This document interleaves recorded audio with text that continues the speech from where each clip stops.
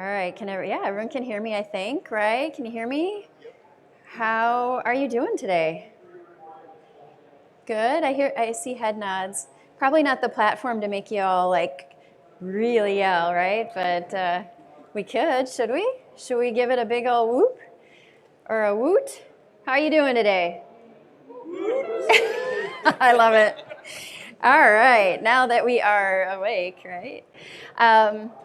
So we get 12 minutes to talk about security, which is a tall order, right, to become a security genius.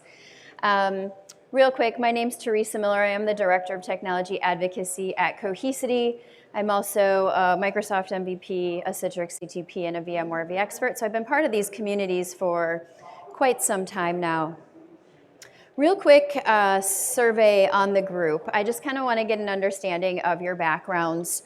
So who here is in the trenches deploying infrastructure to your organizations?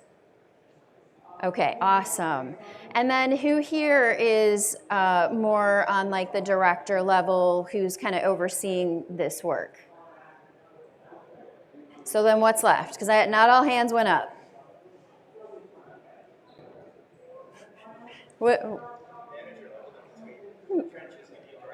Okay, perfect. All right. Anything else? Any other responsibilities? Architecture. Awesome. All right. So security. Anyone losing sleep over making sure your environment is running well and free from security vulnerabilities? Yes? Yeah, I mean, maybe you're not losing sleep, but it's definitely on your mind, right? It's in the headlines all the time. We have to protect our organizations, and we need to protect that enterprise data. We don't want it in the next headline. So let's go ahead and dive in. So we're going to talk a little bit more about why we should care about security. Think about this fact, ransomware. Every 11 seconds, an organization falls victim to ransomware. You could probably pour a cup of coffee in that time frame, and somebody's already being impacted, right? So that's a lot of risk. And that's probably the biggest one that we're thinking about. But of course, that cyber threat landscape's important. I'm going to talk to you a little bit about some of the best practices I'm seeing as the landscape does shift with security. We'll even talk about some of the current security trends that are looming for this upcoming year. And then we'll go ahead and wrap things up. So first and foremost, let's talk about why care. So reducing your business risk. So brand protection. You don't want to be the person who was responsible for securing your environment, and then the next thing you know, there's some data exfiltration and all of your company assets are out on the internet. That's not a fun situation to be in. Controlling the impact. So making sure that if there is a vulnerability that you can shut it down quickly. Compliance needs are also a factor when it comes to making decisions, and this comes in two ways, right? This is about the choices we make about products we deploy and making sure that they're compliant according to like FIPS, for example. But compliance can also be the regulations we need to follow, such as SOX or HIPAA. And then being able to recover. Quick question, has anyone had to try to recover from a ransomware or a cyber attack? A couple of you, yeah. And how was that? Was it okay or was it tough? It was okay. How long did it take? About 12 hours. That's impressive. Anyone else? Yeah. It was. And why was it great? Really? Congratulations. 2 days, okay. That's not bad. And what in that 2 days, what was your total downtime? Because I'm sure you weren't fully down for 2 days, right? Okay, oh, for a holiday, it was good timing if you have to go through a security issue. Okay, well, thank you for sharing that. All right, so the security trends that we're seeing, it's a moving target. that we're dealing with. So our attack surface is more significant. In the last couple of years with the pandemic, we've seen a huge movement to the cloud, right? Our people are working from home, and very few people are actually still in the workplace. So when you consider that as your attack surface, it's pretty large compared to where it once was a couple of years ago. Identity attacks are also considered a significant threat to us. So identity meaning they're looking for your credentials, they're finding ways to get admin access to that data. So we want to keep an eye out for protecting ourselves from identity. The other piece to this is phishing and spoofing. Email is one of the most common ways these things get our information. Supply chain risk is also another one. I was doing some research on the current risk to supply chain because I wasn't sure I wanted it to be here, but it's pretty significant. In the next few years, so the research showed that according to Gartner, by 2025, 45% of organizations are going to have their supply chain attacked. And to put a little bit more perspective on that, so in 2021, it was significantly lower. The predicted increase is 3 times higher. So we do have to watch out for that. Another trend that we're seeing is, this is a little more conceptual, cybersecurity mesh, but it's the ability to implement something like a tool set, security-wise, that actually works across your platforms, whether you're on-prem, at the edge, or in the cloud, and multiple clouds. So being able to use that same set of tools, we don't have that luxury today. It feels like it's always a separate deployment. And then this is the other trend. So I think that in the past, it's always been the CEO or the CISO whose neck is on the line if the organization has had a breach. But all of us, even at the infrastructure level, are now going to be part of that. And the business stakeholders are also going to have more of an eye on security. All right, so a quick question. So for those of you out there, a lot of you are doing infrastructure. How important is security to the design work that you're doing, and why or why not?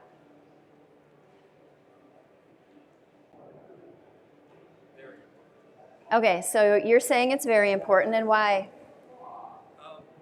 Because oftentimes we design to make things work, and we don't design to make them secure. And so starting with security in mind from the beginning, we don't design anything that isn't secure. And that's a better approach, so you're not fixing things after the fact, you're designing security from the start. Yeah, that's it.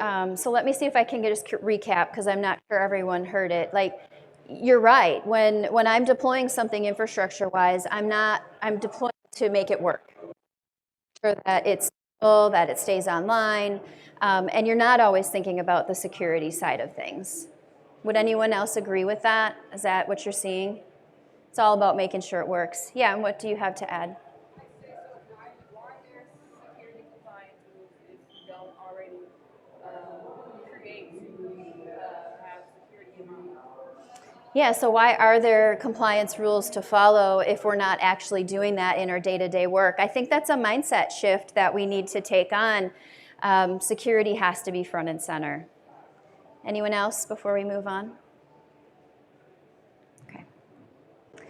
All right, so I have some best practices that I put together.